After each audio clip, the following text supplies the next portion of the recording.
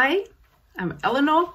Welcome back to the 20th day now of the Sealy Challenge, 20th day of August. I've turned a corner, I think. Today I felt much more relaxed about the idea of what I was going to read, what I was going to say.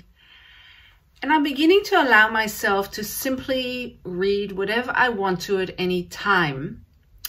Of course, within the parameters of what I have at my fingertips. I'm trying to work through several books that I bought previously and haven't read yet.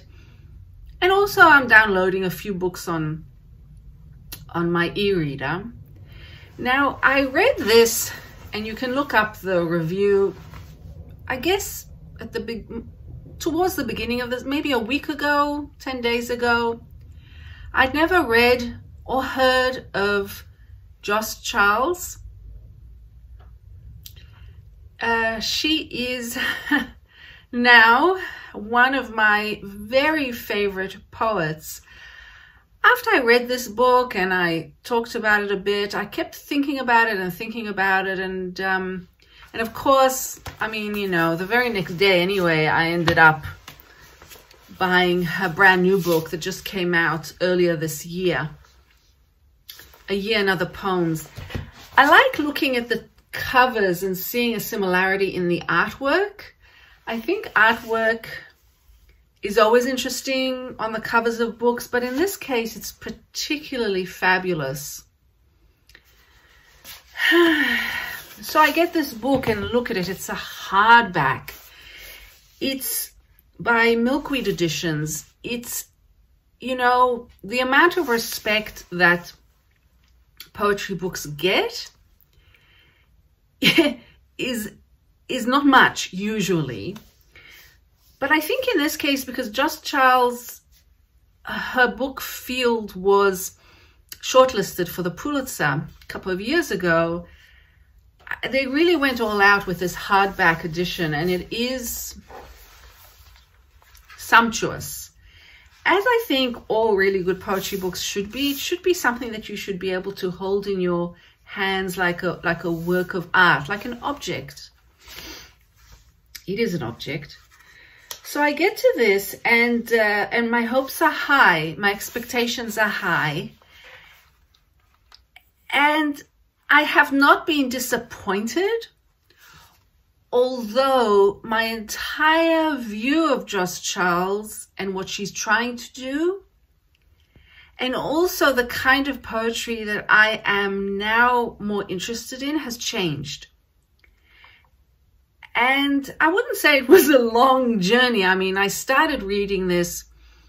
I flipped through it when I first got it a week or so ago, and I was I was shocked. It didn't make any sense to me at all.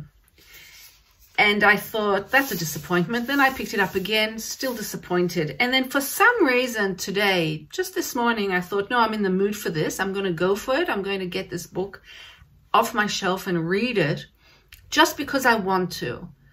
I'm not going to put pressure on myself that I'm going to have to talk about it or anything. I'm just going to enjoy it. And it's now, you know, it's evening now, Saturday night, and I can say, honestly, that these poems have worked their way into my identity in a very odd way. And I feel ridiculous saying that, because I still couldn't really tell you, if you took any one of these poems, so what is it talking about? Not even what does it mean, but you know, what's it about, or explain anything about it. I would find it very hard to explain anything that would come even close to what it's doing when I read it. And it's specifically doing it to me when I'm reading it. So it's the experience of reading. It's not the experience of understanding or digesting, you know, language. It's not like that. It's the actual reading process is so incredibly calming, even though I don't know what I'm reading. I don't know what it means. Look, of course I can tell you, it's a year and other poems. So basically, the majority of the book is made up of the months of the year. And every month, there are 5 poems that were written by Jos Charles during that month. And I know it's in 2016 because I listened to a very, very good interview with her, which I will link below. Now, apparently, she did write those poems exactly in those months in that year, but then edited them over and over and over again for several years until 2020 came along. And then, 2016, she's American, so 2016 Trump was elected. 2020 COVID hit. And within all of that, remember, Jos Charles is a trans poet. And, if you've read this, you realize that what she's trying to do, what she's succeeding in doing is finding a new language to describe what she's experiencing. It's, to me, it's the most exciting thing I've come across in contemporary poetry at the moment, in my limited capacity as, a nobody reader, living in Australia. This to me is very exciting and new. So, where was I? Okay, 2020. And so she continues working on them, and she begins to see that it's going to be a manuscript. Before it was going to be just personal poems. She didn't really think, oh, where will this take me? 2016, she had just finished her MFA. She had moved back to California from Arizona. She was about to start her PhD, just for context of where she was. Now, when you pick up the book, there are a few poems at the very beginning before the calendar poems, and there's several poems following. And that is interesting in and of itself, especially when it comes to the poems following, because to me, the poems following felt a little bit like notes, but poetry notes, and notes that are still, you're still not going to really understand the notes, but you're not going to understand the poems. You're not going to understand the notes, but together they mean so much. And I'm not making this up, because if there's one thing I'm doing in this channel, and one thing that I'm dedicated to in my life as a poetry reader, is to not bullshit myself and to not bullshit whoever you are, the audience. Not to bullshit my community. And that's a process too. There are some videos I've looked back on and I'm thinking, you know what, I really made a big deal out of this poet, and it was, I got sucked in by the publicity. But in this case, I'm as amazed, I'm really amazed at myself at how much I love this. And I realize a lot of it has to do with the fact that Jos Charles is an academic, and she has such a deep intellectual academic knowledge of, from what I can tell, language, linguistics, Old English, that there's something here that it's not superficial. And even in especially in the interview, which is just an incredible interview, she says absolutely clearly that she's not trying to be obscure for the sake of being obscure. And I can feel that, and it comes through in these poems. What she's trying to do is she's aiming to capture things in language that are beyond language. So the difficulty in her language is the difficulty in the world as she sees it, as she experiences it. And there's something there that touches me too, obviously, that I've connected to it. The difficulty of this language somehow showing me the way to certain difficulties in life. Now, the post-calendar poems are even titled in this particular way. For example, there's a note on language, and then there's a song, a lyric, a note on form, and a couple of other poems. But a little bit of further reading shows me that the kind of research that Jos Charles is doing into language is very much concerned with the difference between a song and lyric, the exploration of what lyric means. The idea, for example, she starts a note on language in this way: never having lived among but beside form, I no longer look where the city lifts a little further. Never having lived among but beside form. Even that small nugget of a beginning of a poem does so much for me, because this is what I'm struggling with as I'm reading poetry. It's that feeling of, is the poem fully contained within a form? And am I beside the form?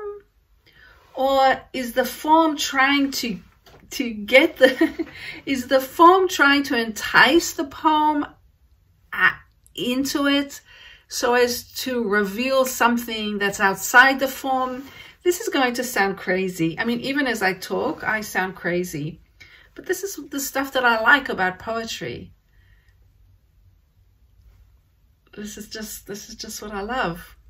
I can't explain it. Now look, if you go to the publicity blurb in the, Milkwood Editions site, they will say, you know, it's about this, it's about that. And I guess it sort of is. But I mean, if I came to this book without knowing anything about Jos Charles, I'm telling you, there's probably no way that I'd think it was anything to do with being trans. I really don't think so. Maybe a couple of poems hinted it, but even then, I wouldn't have known.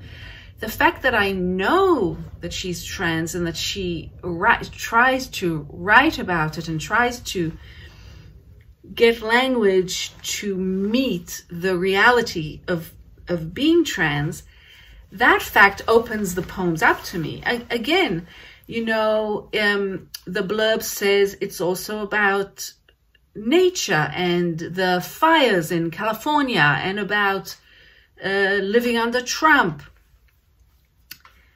Well, there's no way I would have known it was 2016 if I didn't know that. Maybe from in the November, I scoured the 5 November poems. And there was one that mentioned the election, but it was not in any way that would really get my attention. And the fires, well, they really could be fires anywhere. And even saying that it's about nature is problematic because as Jos Charles herself says in the interview, go listen to the interview, it's so good. As she herself says, what is nature? She wishes that there was a different word for nature, but that's the only word we have. She says she thinks maybe the only word that she can think of is kind, K-I-N-D, which is an Old English word for nature, but it's really more like humanity, and then it really refers to kinship and exclusion, which is interesting in and of itself. But then she says, okay, so let's say you say these poems are about nature. Well, what is nature? What is natural? Is anything natural? And, you know, this is what I love about her, because, you know, you learn so much, and it's not just learning from an intellectual perspective. It's learning creativity. It's Jos Charles's academic work that blends in with her creativity and her absolute unique abilities. It's just amazing. So she says, look, none of this is natural. Were the fires natural? Well, you know, they're a consequence of natural action, you know, but what are you going to say? She says, and I quote, everything requires a lot of work so as to appear natural. So, you know, again, I will say, if you're still on the fence about this book, look, if this book and this kind of poetry isn't for you, you've clicked off long ago. If you're still here and you're on the fence of maybe looking this book up, or, you know, possibly buying this book, another thing I can say to maybe describe it or like capture it more is that the words, the poems, the language, they create an atmosphere, and it is an atmosphere of sometimes alienation, isolation, fear. All of it is just simmering under the surface. So it's not as if it's not a book about, well, some people might say it's a book about trauma, but I don't even want to use the word trauma, because again, see, words, there aren't words to convey what this is. I mean, certainly Jos Charles has been through a lot. Being, you know, finding herself ostracized in different situations. And she does discuss like a particular poem that is about a particular incident when she realized that she was not going to be interviewed for a certain job because of who she was, and because she was trans. And yes, there is that, but there's a sense that there's an integration of all of those occurrences, feelings, and thoughts, and they are concentrated. That's what it is. They're concentrated and condensed is the word I'm looking for. Into, you know, the poems are teeny tiny. This is an example of exactly what you're going to find throughout the calendar poems. They're condensed to such a degree, and there's so much space for the reader to come in. So while it's difficult poetry that does alienate the reader at first, if you bring your imagination to it, it really can be many, many different things that Jos Charles wouldn't have dreamt about. And that is as Jos Charles would wish, because in the said interview, she also says that, she says, and I quote, you know, it's terrible being understood. And I know what she means, because can you really relate who you are? If someone says, tell me something about yourself, isn't it just terrible? Isn't it terrible? And you go, oh, well, I'll do this and I'll do that, and I'm this, you know, and I live here. But that's not telling about yourself. And they think they understand you then. So she says, the poem is to be performed by the reader.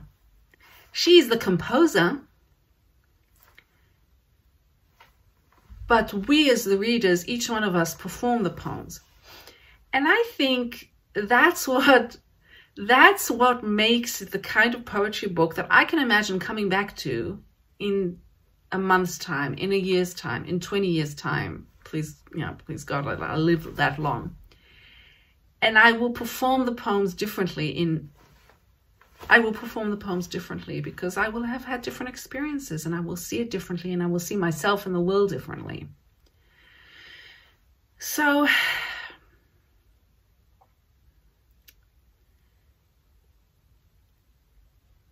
I'll leave it at that. I have to go have my dinner and watch some silly TV probably this Saturday night. But Jos Charles has been definitely the best thing that's come out of the Silly Challenge so far for me. And I highly recommend her to you. So don't forget, the only real property is the property of the mind. And I'll see you tomorrow for who knows what. Okay, bye.